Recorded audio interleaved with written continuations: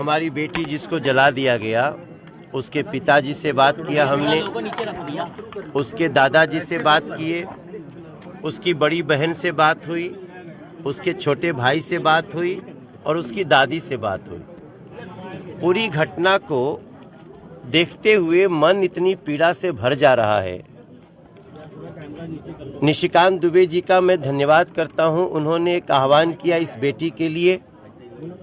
कपिल मिश्रा और सभी साथी इसमें लगे और हम एक 28 लाख रुपए की त्वरित सहायता इस परिवार को कर पाए हैं। लेकिन ये पूरी बात सुनने के बाद ऐसा लग रहा है सिर्फ अंकिता की ही नृशंस हत्या नहीं हुई है, बल्कि यहाँ पे मानवता की भी हत्या हुई है और हो रही है, हर पल हो रही है।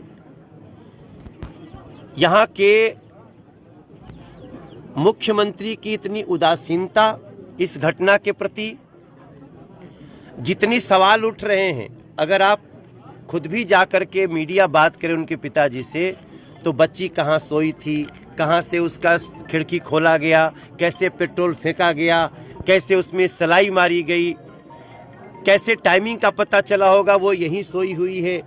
ये सारी चीज़ें एक सुनियोजित हत्या की तरफ इशारा करता है। और मैं बड़ा हैरान हूँ कि झारखंड की सरकार का कोई चुना हुआ नुमाइंदा अभी तक यहाँ आया नहीं। वो सहायता क्या करेंगे जो कि यहाँ खड़ा भी नहीं हो सकता। तो मैं समझता हूँ ये इस घटना में कड़ी जांच होनी चाहिए और दोषियों को ऐसी सजा होनी चाहिए जिससे ऐसा अपराध करने वाले लोगों की रूह कांपे। और निश्चित रूप से एक सवाल उठ रहा है कि जिसने ऐसा कांड किया है, जो जिसका नाम शाहरुख है, उसके सारे रिलेशंस को जांच में लाना ही चाहिए। निशिकांत दुबे जी का, कपिल मिश्रा जी का जो इशारा है, मुझे लगता है वो बहुत गंभीर है। ये घटना जरूर दुमका के एक छोटे से मोहल्ले में हुई है, लेकिन इसके तार बहुत लंबे दिख रहे हैं और आने वाले समय के लिए बहुत बड़ा थ्रेट है इस तरह की घटनाएं। तो हम तो इतनी दूर से दिल्ली से चल के यहाँ निशिकांत दुबे जी के साथ आए हैं। हमें पता चला, लुइस मरांडी जी यहाँ शुरू से वो बता रहे हैं, यहाँ के जो बीजेपी के लीडर्स हैं वो आकर के सांत्वना में भी खड़े हैं और साथ में हर लीगल लड़ाई लड़ने को खड़े हैं। लेकिन इसके बावजूद मुख्यमंत्री या उनके किसी प्रतिनिधि का, चुने हुए प्रतिनिधि का ना आना एक बड़ा इशारा करता है। जब मैं बात कर रहा था और उसके पिताजी ने बोला, मेरा कलेजा फट गया है सर। वो कहते हैं मैं अपनी अंकिता को डोली में बिठा के विदा करने वाला था।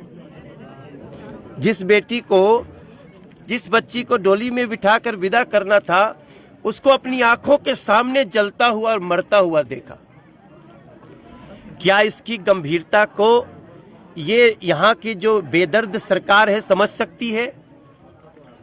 मैं समझता हूं हमने आज एक छोटा सा जरूर सहायता किया है निशिकांत दुबे जी के नेतृत्व में आह्वान पे, लेकिन हम इस परिवार के साथ पूरे समय खड़े हैं। और जब तक इन शैतानों को, इन अपराधियों को और इनके कड़ी को, सबको सजा नहीं दिला लेंगे, तब तक हम चैन से नहीं। अंकिता जैसी बहन को और ना हो, ऐसा घटना ना घटे, इसके लिए क्या कुछ करना? इसीलिए हम कह रहे हैं कि जांच इतनी सूक्ष्म होनी चाहिए। जो निशिकांत दुबे जी जो बातें कह रहे हैं, जितनी, वो सबके तह में जाना चाहिए। और यही नहीं कर रहे हैं, तो इस क्षेत्र के प्रतिनिधि हैं, झारखंड के लोग की आवश्यकता है ताकि दूध का दूध, पानी का पानी। संसद में एक ऐसा कानून नहीं बनना चाहिए कि अगर कोई ऐसा घटना का अंजाम दे तो उसको कड़ी से कड़ी सजा मिले?